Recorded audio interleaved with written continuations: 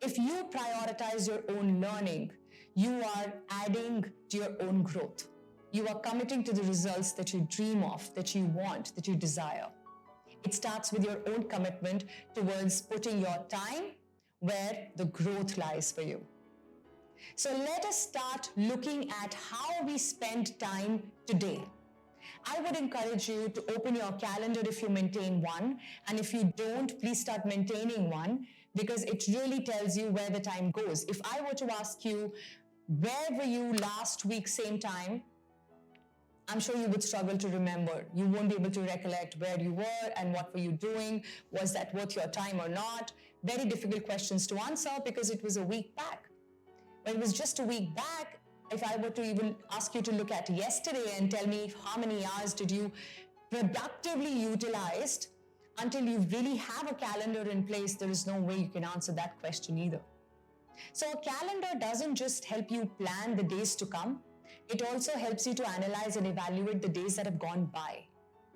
So a good practice for any leader who wants to get to a level 5 leadership, as we call it, the level of absolute utmost respect, are people who value their time more than they value anything else, including money. Time is everything.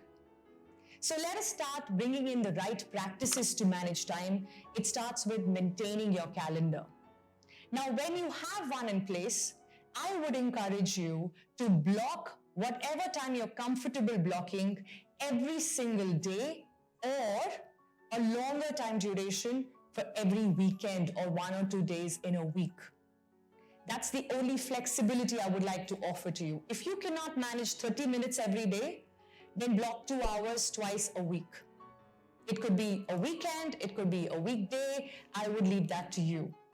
But that's the minimum time required for us to invest in our own learning and our own growth. In this time, you've got to bake in both self-learning and subject matter expertise. So you've got to create that balance depending upon the stage of career that you are in, depending upon how many years have you spent so far in your field.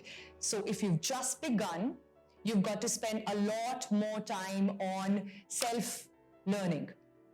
And the subject matter learning will slowly pick up because the expectations are not so high from you. You've just started your career. So people know that you have to go through the learning curve before they expect results from you. This is a great time to focus on what you're already aware of as your weaknesses. As you go ahead and grow in this career, you realize that somewhere in the middle, around 3 years to 5 to 7 years, is when your subject matter expertise have to be as good as they can be. This is when you've got to focus more on your subject. Learn that better, be a visionary, see what the future will entail, and see if you can get those skills, upskill yourself to embrace the future. And self-learning can probably take 30% of your time if 70% is needed for the subject matter expertise. And when you grow even more mature in your career, when you are at a level of senior management, that is the place where you can then take a call on what requires more attention from you. If at that point you feel that all this while I've only been working on getting my subject right and becoming an expert at it, this is the time when I really need to look at myself in the mirror and correct a few things I'm not okay with about myself, that's what you've got to go for. Or you could go to another extreme here and say that, okay, I have really been aware of what has been lacking and I've consciously worked on myself all these years. This is when I've got to go deeper and beyond my comfort zone. I have run the company really well, but whatever was happening in the environment in the last 5 years might not be the same environment for the next 5. How do I adapt to the changes which might be in store for all of us, even at an industry level? So that's what your focus should be diverted towards if this is what comes to your mind at that point. So let us go back to the 3 resources and look at time as the first one to see what is it that you need to do justice to this resource and get the maximum out of it. Here is an activity I want to leave you with. Go back to the last 1 week. and see for how many hours did you really do some productive work. And by productive, I mean which was led towards your role, your business, or your career.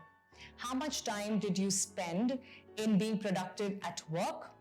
How much time did you spend in your own learning, whether self-learning or subject matter expertise? Please make a note of that, and from here on, start creating a log and give yourself that 5 minutes of self-reflection every end of the week to answer the same 2 questions. Till such time, it becomes a part of your thinking process when you automatically know, even on that particular weekday, whether you are spending productive time, whether it is meaningful investment of your time or not. This is going to take work and practice. Till then, we've got to collate data. And the best data is the data that you pick for yourself about your own self. If you don't have a calendar and you would have no way to go back to the last 1 week to do this exercise, I would encourage you to start working on it today. From today onwards, start putting a calendar together, and the next week is when you may want to sit with these 2 questions and answer to yourself, how productive were you and how much time did you spend in your own learning? This is the only way we will totally, completely utilize a very important yet limited resource called time.